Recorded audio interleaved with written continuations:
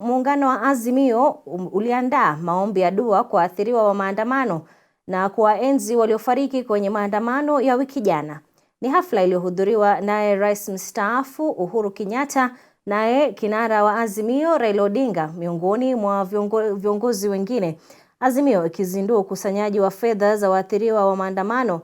Aidha, kwenye hafla hiyo viongozi hao wameelezea kusikitishwa kwao na idadi ya waliojeruhiwa na wale walioaga wakati wa maandamano. Vilevile viongozi hao wamekashifu uamuzi wa mahakama ya rufaa ya kuondoa sheria iliyozuia japo kwa muda kutekelezwa kwa sheria ya fedha 2023-2024.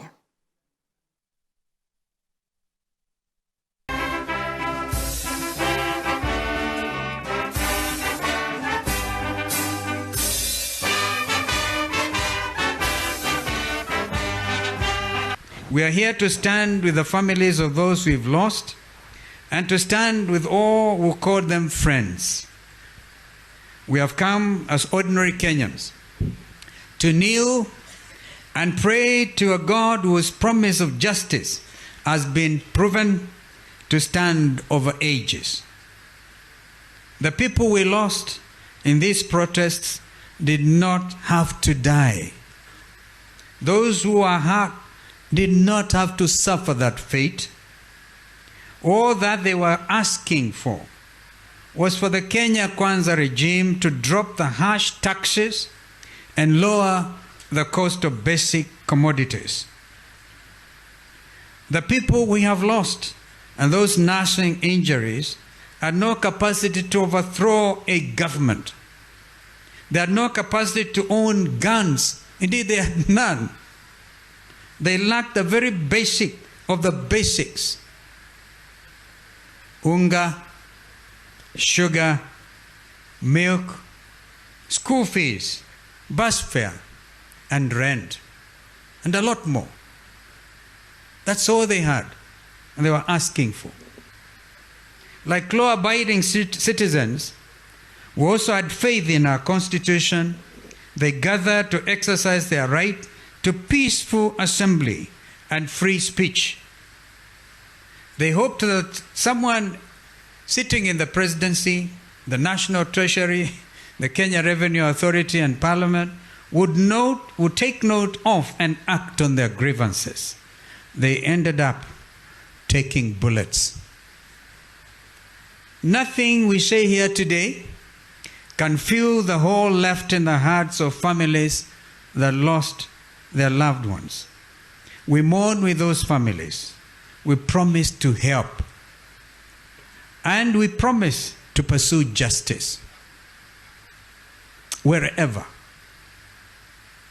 We pray that those nursing injuries and pain in hospitals and homes across Kenya will pull through. They have to pull through for the sake of our country. The events of these past days need to make us to reflect on the present and the future, on the way we want to run this country and the way we want to be governed, not to be ruled. We heard that today. We need to accept a simple fact of life, that we are all mortal, that what matters is not wealth or status or power or fame, but life and what we do with it when we have it. We need to reflect on our values, yes, chapter 10 of our Constitution, national values as a nation, and ask ourselves whether our actions reflect our values.